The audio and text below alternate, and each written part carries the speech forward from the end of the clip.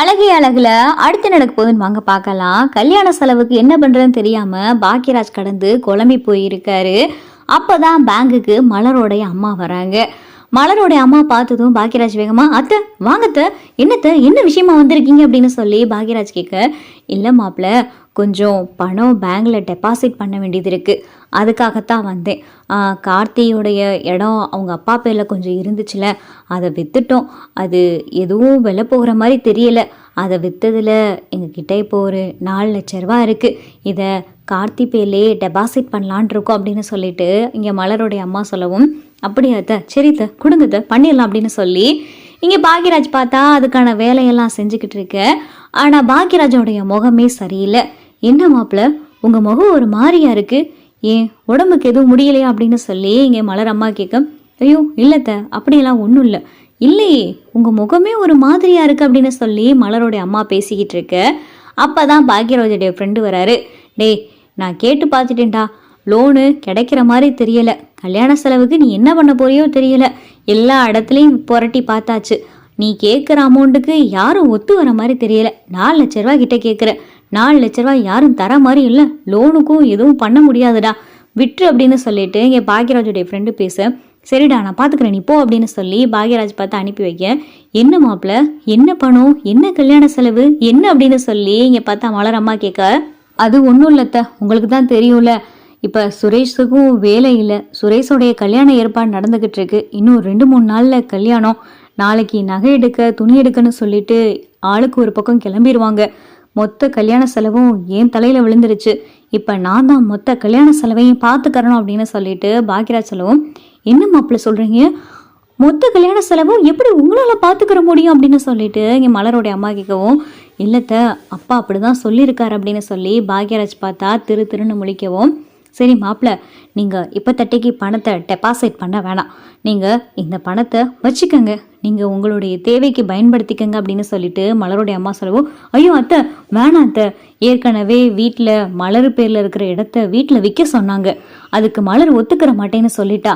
இதில் வேற நீங்கள் கார்த்தி பேரில் டெபாசிட் பண்ண வேண்டிய பணத்தை எதுக்கு எனக்காக கொடுக்குறீங்க, வேணாத்த அப்படின்னு சொல்லிட்டு பாக்யராஜ் சொல்லவும், ஐயோ மாப்பிள்ள, இந்தாங்க உங்களுக்கு தானே, நீங்கள் என்ன வேற ஆளா, நீங்கள் உங்களால் எப்போ முடியுமோ அப்போ நீங்கள் எனக்கு திருப்பி கொடுத்தா போதும், பணத்துக்கு தான் எல்லா இடத்துலையும் பரட்டிக்கிட்டு இருக்கீங்கன்னு இப்போதான் உங்கள் ஃப்ரெண்டு வந்து சொன்னாரே. மலரு என்கிட்ட இதை பற்றி ஒரு வார்த்தை கூட அவள் சொல்லலை. சொல்லியிருந்தானா நான் கண்டிப்பாக உங்களுக்கு இந்த பணத்தை நான் முன்னாடியே நானே வந்து கொடுத்துருப்பேன் அப்படின்னு சொல்லிட்டு இங்கே மலரோடைய அம்மா சொல்லவும், இல்லத்த பரவாயில்ல அப்படின்னு சொல்லி பாக்யராஜ் சொல்லவும், மாப்பிள்ள வாங்கிக்குங்க அப்படின்னு சொல்லிட்டு மலரோடைய அம்மா பார்த்தா கையில் இருந்த 4 லட்ச ரூபாயை இங்கே பாக்யராஜ்கிட்டையும் கொடுத்துறாரு.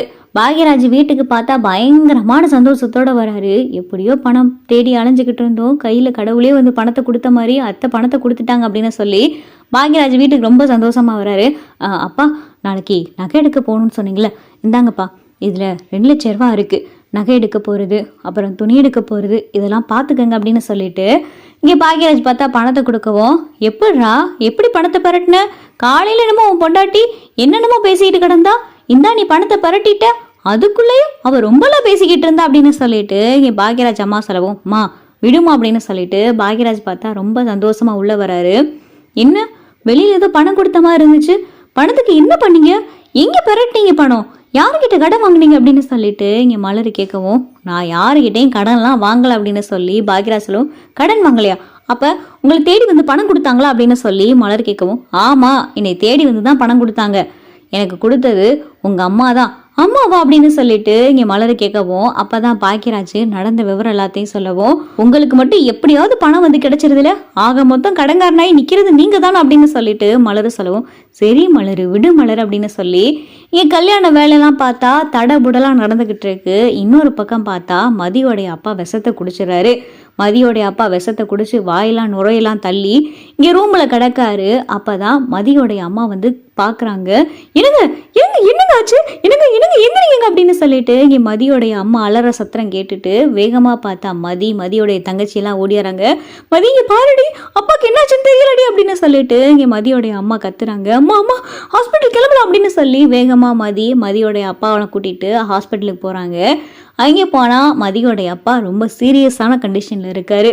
பாருடி, இதுக்கெல்லாம் காரணம் நீ தாண்டி அப்படின்னு சொல்லிட்டு மதியோடைய அம்மா சொல்லவும், அம்மா நான் என்ன பண்ணேன் அப்படின்னு சொல்லி மதி கேட்கவும், அவர் நேற்று ராத்திரியே என்கிட்ட ரொம்ப புலம்பிக்கிட்டு இருந்தாருடி. வீட்டை விட்டு எப்படி போறது, 30 லட்சம் ரூபாய் எப்படி கட்டுறது, எனக்கு வேலையும் போச்சு அப்படின்னு சொல்லி அவர் புலம்பிக்கிட்டு இருந்தாருடி. அந்த தங்கராஜ் பத்தாவதுக்கு அந்த சுரேஷ் 2 பேரும் அப்பாவை மிரட்டியிருக்காங்கடி. இல்லைன்னா அப்பாவுடைய உசுறு போற அளவுக்கு இந்த நிலைமைக்கு வந்திருக்குமாடி. எல்லாம் ஒன்னால தாண்டி. நீ மட்டும் கொஞ்சம் அட்ஜஸ்ட் பண்ணி இருந்திருந்தீங்கன்னா இப்படிலாம் நடந்திருக்குமா. இவனோ எக்கையோட போய் தொலைஞ்ச உனக்கு என்னடி அப்படின்னு சொல்லிட்டு இங்க மதியோடைய அம்மா பார்த்தா மதியை பிடிச்சி திட்டவும், அப்பாவை அந்த தங்கராஜும் சுரேஷும் மிரட்டியிருக்காங்க அப்படித்தானே அப்படின்னு சொல்லி மதி கேட்கவும், இதுல எதுவும் பண்ணி வச்சு தொலைஞ்சிடாதடி, அப்பாவை நல்லபடியா திரும்பி வரணும் அப்படின்னு சொல்லி இங்க மதியோடைய அம்மா பார்த்தா கத்தி கதறி அழுதுகிட்டு இருக்காங்க. மதிக்கு பார்த்தா இது எதுவுமே சரின்னு படல. அப்பா இந்த நிலைமைக்கு இருக்காருன்னா அதுக்கு காரணம் அந்த தங்கராஜும் சுரேஷும் தான். 2 பேரும் சேர்ந்து மிரட்டினாலதான் அப்பா இப்படி விஷம் குடிக்கிற அளவுக்கு வந்திருக்காரு அப்படின்னு சொல்லி மதிக்கு பார்த்தா கோவது. நேரா மதி பார்த்தா எஸ்பி ஆஃபீஸ் கிளம்பிடுறாங்க. எஸ்பி ஆஃபீஸ்க்கு போயிட்டு இங்கே மதி நடந்த விவரம் எல்லாத்தையும் சொல்கிறாங்க. சார், ஒரு நபரை மிரட்டி சாகுற அளவுக்கு கொண்டு வந்திருக்காங்க சார். அதுக்கெல்லாம் காரணம் அந்த தங்கராஜும் சுரேஷும் தான் சார். நான் 2 பேர் மேலேயும் கம்ப்ளைண்ட் கொடுக்குறேன். நீங்கள் கண்டிப்பாக ஆக்ஷன் எடுத்தே ஆகணும் அப்படின்னு சொல்லி மதி பார்த்தா கண் கலங்கி சொல்லவும், நீ வருத்தப்படாதம்மா, உங்கள் அப்பாவை இந்த அளவுக்கு மிரட்டி சாகுற நிலைமைக்கு கொண்டாந்துருக்கிற அந்த சுரேஷையும் தங்கராஜ் மேலையும் கண்டிப்பாக நான் ஆக்ஷன் எடுக்கிறேன் அப்படின்னு சொல்லி எஸ்பியும் சொல்லிடுறாரு. இங்கே பார்த்தா எல்லாரும் கிளம்பி கல்யாண மண்டபத்துக்கு போகிறாங்க. கல்யாண மண்டபத்தில் பார்த்தா முதல் நாள் நைட்டு நலங்கு வைக்கிறதுக்கான ஏற்பாடெல்லாம் நடந்துக்கிட்டு இருக்கு. சுரேஷுக்கும் பார்த்தா நலங்கெல்லாம் வச்சுக்கிட்டு இருக்காங்க. நலங்கெல்லாம் வச்சுட்டு சரின்னு சொல்லி, சுரேஷ் ஒரு ரூமில் போய் ரெஸ்ட் எடு, காலையில் விடிஞ்சா தாலி கட்டணும், கல்யாணம் இருக்குல்ல போ அப்படின்னு சொல்லி சுரேஷோடைய அம்மா சொல்ல கல்யாணத்துக்கான ஏற்பாடு பார்த்தா தடபுடலா நடந்துகிட்டு இருக்கு. விடிய காலை பார்த்தா கல்யாணம். சுரேஷ் கிளம்பி மாப்பிள்ளை கோலத்துல தயாரா இருக்க, பொண்ணும் பார்த்தா ரெடியா இருக்கு. மாப்பிள்ளைய மணமேடை கூட்டிட்டு வாங்க அப்படின்னு சொல்லி ஐயரு சொல்லவும் சுரேஷும் பார்த்தா மணக்கோலத்துல இங்க மணமேடைக்கு வராரு. சரியா பார்த்தா மண்டபத்துக்குள்ள போலீஸும் வராங்க. நிறுத்துங்க அப்படின்னு சொல்லிட்டு இங்கே போலீஸ் சொல்லவும் இங்கே சுரேஷ் வீட்டில் இருக்கிற எல்லாருக்கும் பயங்கரமான அதிர்ச்சி. தங்கராஜ் பார்த்தா திருன்னு கடந்து முழிக்கவும், என்னாச்சு சார், எதுக்கு இப்போ கல்யாணத்தை நிப்பாட்டணும் அப்படின்னு சொல்லி தங்கராஜ் கேட்கவும், உங்களையும் உங்களுடைய மச்சான் போலீஸ்காரரு, சஸ்பெண்ட் ஆன போலீஸ்காரரு 2 பேர்த்தையும் அரெஸ்ட் பண்ண வந்திருக்கோம் அப்படின்னு சொல்லி இன்ஸ்பெக்டர் சொல்லவும் சுரேஷ்க்கு பார்த்தா பயங்கரமா அதிர்ச்சி ஆகுது. வீட்டில் இருக்கிற எல்லாரும் பார்த்தா பார்த்துக்கிட்டு இருக்காங்க. பொண்ணு வீட்டில் பார்த்தா இந்த கல்யாணமே வேணாம் அப்படின்ற அளவுக்கு மனசுல யோசிக்க ஆரம்பிச்சிடுறாங்க. ஏன் சார், எதுக்கு அரெஸ்ட் பண்ணணும் அப்படின்னு சொல்லி தங்கராஜ் கேட்கவும், உங்க மேல கம்ப்ளைண்ட் வந்திருக்கு. ஒருத்தரை, நல்லா இருந்த ஒருத்தரை மிரட்டி அந்த ஆளு விஷம் கொடுத்து சாகுற அளவுக்கு இப்ப அந்த ஆளு ஐசியூல இருக்காரு. அவருடைய பொண்ணு கம்ப்ளைண்ட் கொடுத்துருக்கு.